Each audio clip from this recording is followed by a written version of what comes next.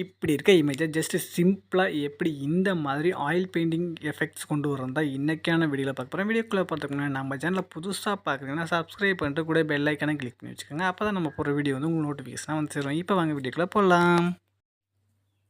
First உங்கள்கிட்ட இருக்க PicsArt app வந்து ஓப்பன் பண்ணிக்கோங்க. அதுக்கு முன்னாடி என்ன பண்ணுறீங்கன்னா கமெண்டில் பார்த்தீங்கன்னா டெலிகிராம் லிங்க் இருக்கும். அதை கிளிக் பண்ணி என்னோடய டெலிகிராம் சேனலில் வந்து ஜாயின் பண்ணிக்கோங்க. ஜாயின் பண்ணிங்கன்னா உங்களுக்கு இந்த மாதிரி தான் இருக்கும்.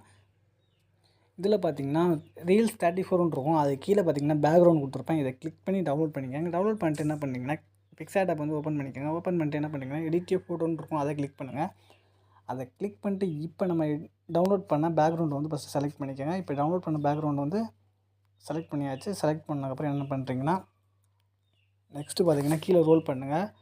கீழே ரோல் பண்ணிங்கன்னா ஆட் ஃபோட்டோன்னு இருக்கும். அதை கிளிக் பண்ணுங்கள். அதை கிளிக் பண்ணிவிட்டு இப்போ நீங்கள் எடிட் பண்ணணும்னு நினைக்கிறேன் அந்த ஒரு இமேஜை வந்து கிளிக் பண்ணிக்கோங்க. நான் பார்த்தீங்கன்னா இப்போ இந்த ஒரு இமேஜை வந்து கிளிக் பண்ணிக்கிறேன். கிளிக் பண்ணிட்டு ஆடுன்னு இருக்கும். அதை கிளிக் பண்ணிங்கன்னா உங்களுக்கு ஃபோட்டோ வந்து ஆட் ஆயிரும்.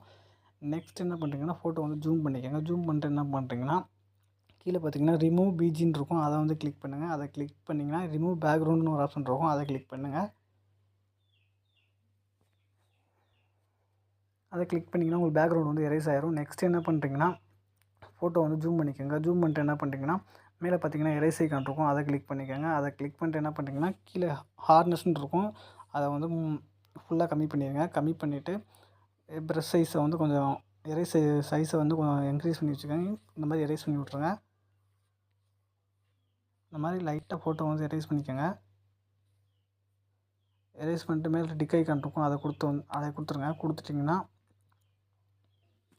நெக்ஸ்ட்டு கீழே வந்து ரோல் பண்ணுங்கள். ரோல் பண்ணிங்கன்னா இதில் பார்த்தீங்கன்னா எஃபெக்ட்ஸ்னு ஒரு ஆப்ஷன் இருக்கும். அதை கிளிக் பண்ணுங்கள். அதை கிளிக் பண்ணதுக்கப்புறம் என்ன பண்ணுறீங்கன்னா இதை வந்து ஆயில் பெயிண்டிங்னு 3வது ஆப்ஷன் இருக்கும். அதை கிளிக் பண்ணுங்கள். அதை கிளிக் பண்ணிட்டு திரும்ப இன்னொரு டைம் கிளிக் பண்ணுங்கள். கிளிக் பண்ணிட்டு இதில் பார்த்தீங்கன்னா அமௌண்ட்டை வந்து ஒரு 25 வச்சுக்கோங்க. 25 வச்சுட்டு கீழே பார்த்தீங்கன்னா லாஸ்ட்டில் உள்ளதை வந்து ஒரு 50 வச்சுக்கோங்க. ஓகே, வச்சுட்டு என்ன பண்ணுறீங்கன்னா மேலே டிக் ஐக்கான் இருக்கும். அதை கொடுத்துருங்க. கொடுத்துட்டு என்ன பண்ணுறீங்கன்னா திரும்ப கீழே வந்து ரோல் பண்ணி எஃபெக்ட்ஸ் போங்க. எஃபெக்ட்ஸில் போயிட்டு என்ன பண்ணுறீங்கன்னா இதில் பார்த்தீங்கன்னா எஃப்எக்ஸ்னு ஒரு ஆப்ஷன் இருக்கும். அதை கிளிக் பண்ணுங்கள். அதை கிளிக் பண்ணிட்டு அதில் பார்த்தீங்கன்னா HDR1 இருக்கும். அதை வந்து கிளிக் பண்ணுங்கள். அதை கிளிக் பண்ணிட்டு திரும்ப இன்னொரு டைம் கிளிக் பண்ணிங்கன்னா இந்த மாதிரி வந்துடும். இதில் பார்த்தீங்கன்னா லாஸ்ட்டாக இருக்கிறது வந்து ஒரு 70 வச்சுக்கோங்க. 70 வச்சுட்டு அடுத்ததில் வந்து சேச்சுரேஷன் வந்து ஒரு 10 வச்சுக்கோங்க. 10 வச்சுட்டு இதை வந்து ஒரு 45 வச்சுக்கோங்க. நெக்ஸ்ட்டு பிளர் பார்த்திங்கன்னா ஒரு 50 வச்சுக்கோங்க.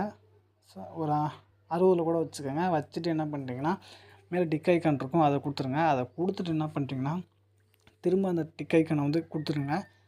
கொடுத்துட்டு கீழே பார்த்தீங்கன்னா ரீடச்சுன்னு இருக்கும். அதை வந்து கிளிக் பண்ணுங்கள். அதை கிளிக் பண்ணிட்டு என்ன பண்ணுறீங்கன்னா ஹச்டின்னு இருக்கும். அதை வந்து கிளிக் பண்ணிங்கன்னா உங்களுக்கு வந்து கொஞ்சம் நேரம் லோட் ஆகும். இதுக்கு வந்து நெட்டு பார்த்திங்கன்னா ஆனில் வச்சுக்கோங்க. ஹச்டி வரும். இதுக்கு நீங்கள் இப்படி பண்ணி பார்த்தீங்கன்னா உங்களுக்கு தெரியும் பிஃபோர் ஆஃப்டர். நெக்ஸ்ட்டு என்ன பண்ணுறீங்கன்னா டிக் ஐக்கானை கொடுத்துருங்க. கொடுத்துட்டு என்ன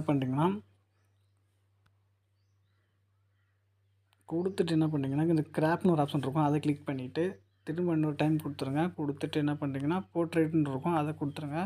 அதை கொடுத்துட்டு மேலே டிக் ஐக்கான் கொடுத்துருக்காங்க. கொடுத்துட்டு என்ன பண்ணுறீங்கன்னா மேலே பார்த்தீங்கன்னா சேவ் ஐக்கான் இருக்கும். அதை கொடுத்து வந்து இமேஜை வந்து நீங்கள் சேவ் பண்ணிக்கோங்க.